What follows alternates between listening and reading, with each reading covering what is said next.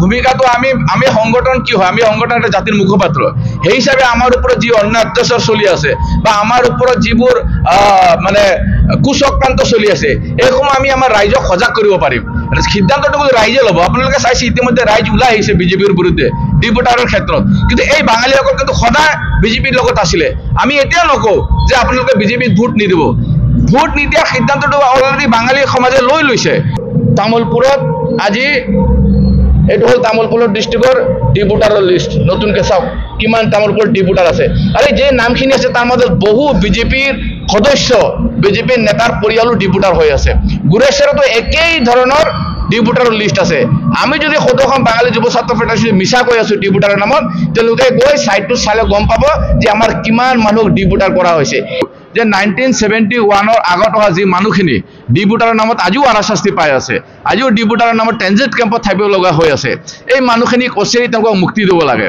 আৰু এই উদ্দেশ্য লৈ যেতিয়া বিজেপি অসমত মানে তেওঁলোকৰ কুচকোৱা চলাই আছিলে, আপোনালোকে জানে যে হিন্দু বাঙালীসকল একদম প্ৰথমৰ পৰা বিজেপিৰ লগত আছিলে। আৰু বিজেপিয়ে এটা আশ্বাস দিছিলে যে বিজেপি যদি অসমত চৰকাৰ গঠন কৰে কোনো হিন্দু ইয়াত ডিপুটাৰ নহয়, কোনো হিন্দু ইয়াত ডিটেনশ্যন কেম্পত মৃত্যুবৰণ কৰিবলগীয়া নহয়, যাৰ বাবে অসমৰ আন আন জাতি জনগোষ্ঠীৰ অৰিহণা আছে বিজেপি চৰকাৰ গঠনৰ ক্ষেত্ৰত। কিন্তু আমি ভাবোঁ যে আটাইতকৈ ডাঙৰ অৰিহণা হৈছে হিন্দু বাঙালীসকলৰ।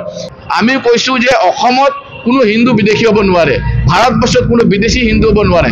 আমাৰ এই ডিপুটাৰ যি সমস্যা আছিলে এই সমস্যাৰ যদি সমাধান নহয়, পূৰ্বে যি আজি নিৰ্দেশ দিয়া হৈছিল যে ডিপুটাৰৰ যি বিভিন্ন গোচৰ থকাসমূহ বাতিল কৰা হ'ল, যিদৰে গোৰ্খা ভাইসকল বা কুচৰাজী ভাইসকলৰ কৰা হৈছে, এই নিৰ্দেশত যদি পুনৰ বহাল নাৰাখে আমাৰ যি আন্দোলন চলি আছে, আজি সভাৰ সিদ্ধান্ত মৰ্মে ইয়াত সকলো জিলা সমিতি উপস্থিত আছিল। আমি কৈছোঁ যে আমাৰ আন্দোলন চলি থাকিব।